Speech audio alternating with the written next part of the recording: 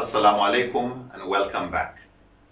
We've been discussing in this episode the kind of impediments we all have that we struggle with as we try to purify our hearts, try to be better Muslims, better human beings, and get closer to Allah. And we've mentioned them, and I hope by now the repetition has helped us remember each of these. Self-delusion and believing you are right when you are actually wrong, and not caring to know. Not knowing, and even not knowing you don't know, you're just so not curious to see where you can grow or where you might be wrong. The second is that of and that was the mosquito. And then we discussed that of the eagle, I'm better than you, showcasing brilliance, showcasing Allah's gifts, arrogance. The other one is the dog with the bone, being comparative. He looks in the water, sees another dog with a bone, jumps in, he loses his own. And how we lose a lot of happiness and joy in life and in the blessings of Allah just because we keep this social comparison and comparing ourselves with others and being unhappy with what Allah has given others instead of what He should have given us. The other one is defensiveness, the crocodile. Always defending. You're your best lawyer such that you can't accept and see your areas of improvement.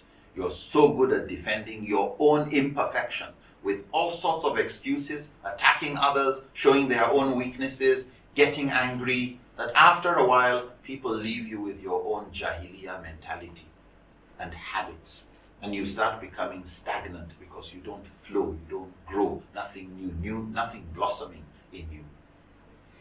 The fifth one we mentioned was that of the chameleon. The chameleon likes to blend in, just seek acceptance, look like everybody else, and just follow.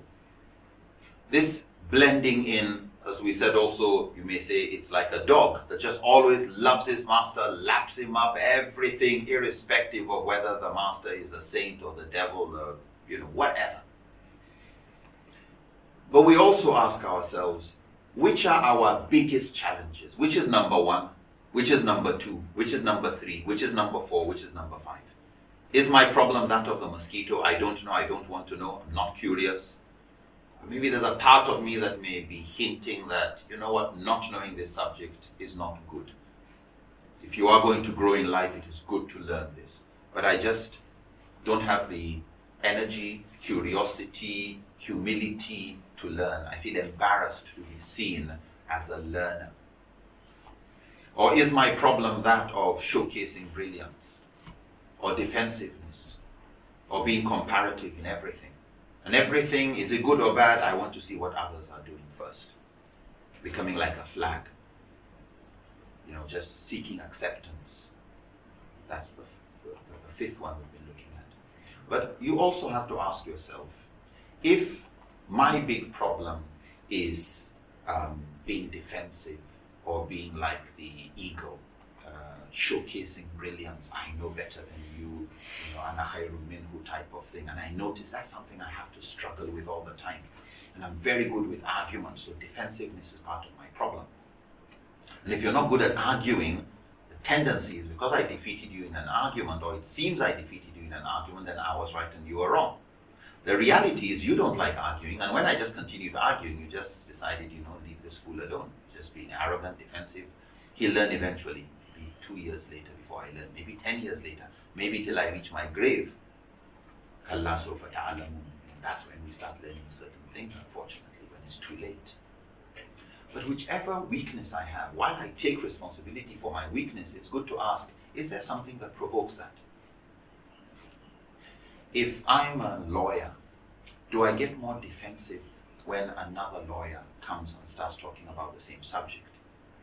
If I'm a doctor speaking in my field of specialization, do I get more defensive when another doctor trespasses and starts talking?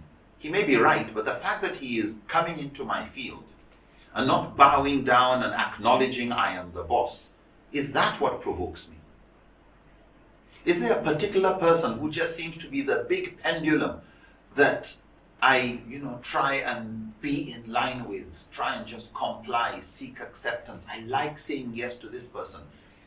Either because the person is some authority figure, the age, the knowledge, the exposure, the person is some celebrity, the person is just so handsome, beautiful, something about the person that makes it difficult for them to ask for something, and I say no. That I've got just this compliance mentality around this person, always seeking yes, doing anything to please the person. Is that my weakness? But even if it is so, what provokes it in me? Because sometimes what happens is somebody else's arrogance provokes defensiveness in my side. When somebody is trying to behave like the eagle, he knows it all, I want to show him that I know it all.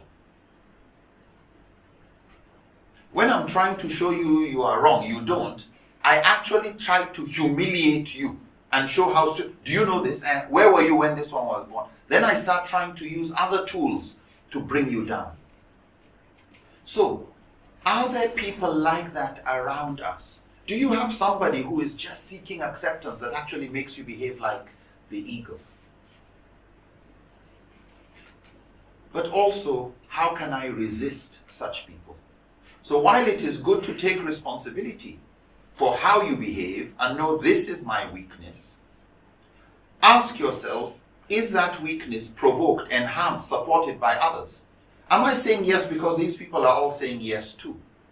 That this is a contagious disease of the heart, that others are influencing me negatively.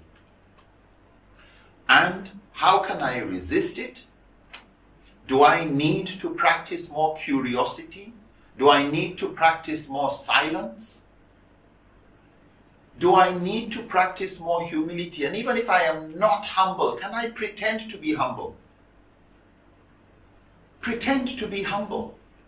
What are the body postures of a humble person? Even if you are not, pretend to be.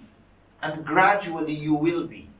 Even if I'm not a patient person, pretend to be patient. Shut your mouth for a bit. Let the person finish their sentences. And gradually you learn to shut your trap. Should I learn to be more assertive? Should I learn to say no to somebody? And if that person is coming, and I know somebody who every time they come, they make me lose my temper. Anything they say, because I know this person tries to behave like an eagle, I then get to become an eagle that looks like a cross between an eagle and a crocodile. And this person brings the worst out of me. Would it be better that I just move away? You know, if you watch the movie Superman, Superman came from a planet called Krypton, at least in the story. And the planet Krypton exploded, and according to the story, pieces of the planet Kryptonite came to Earth. And if you can bring a stone, it looks like a greenish glowing stone, that's what this Kryptonite looks like. If you bring it close to Superman, he loses his superness. He loses his strength. He becomes just as weak as any human being. All the super disappears. Who's your kryptonite? Who is it who, if this person comes to you, this good, sensible individual just becomes an arrogant, defensive individual? This grateful, nice individual starts getting comparative in things. Who's your kryptonite? How do you prepare for the next encounter? Do you completely avoid your kryptonite? Do you completely avoid people who bring the worst out of you? That may be a way of that may be a way of managing it. You do hijrah. You move away from people who are a negative influence on you. But you have to do the jihad bin nafs to be a better person. You have to do something to overcome. Why? Not just so that you can have the resilience to be yourself in the mix of people, but you also want to be a positive influence on these people. Why? Because that person may be your son, maybe your wife, maybe your family member, your brother, your sister, a parent, a relative. Inshallah, in the next episode, we will look more closely at how we manage these impediments to growth. We would look at key gateways to better wisdom, better knowledge of managing our egos, managing our nafs. They are the foundations for growth. We will look more closely at 4 critical virtues. There are many virtues we need for growth: kindness, patience, forgiveness, commitment, courage. There are many of them. But we want to look at 4. We will end with number 5, and I will wait until we get to number 5 before I mention what it is. But these 4 are humility, curiosity, sincerity, and commitment to truth. Humility, that you are not better than others. This is really critical in dealing with a lot of our vices and weaknesses. Humility. That we should be humble and embrace humility as the most rational thing to do if we want to grow. So while it brings you closer to Allah, it's actually irrationality. It's actually, forgive my language, a stupid thing to do to be arrogant. You undermine yourself if you reject humility. You undermine yourself if you reject curiosity. I don't know. I don't want to know. Who is he to teach me? When did he come here? What did you study? How long have you been around for? How old are you? Do you know what I studied? Do you know who I am? Obstacles to curiosity. We must embrace curiosity as the most rational thing to do. And curiosity up and curiosity down. Curiosity to learn with humility from those we need to be humble around, but curiosity to learn from people we are normally arrogant towards. People who, when you say, what do you think? I know anything you say. We must learn to listen to them. So you listen up, just as you speak up, you listen down. Sincerity between you and Allah, between you and your own conscience. Sincerity. And commitment to truth. Wherever truth goes, you follow. If truth is what Allah wants you to follow, and that is His will, you follow it. And the need to have that humility to follow Allah. The wisdom to know you should follow the all-knowing. Why?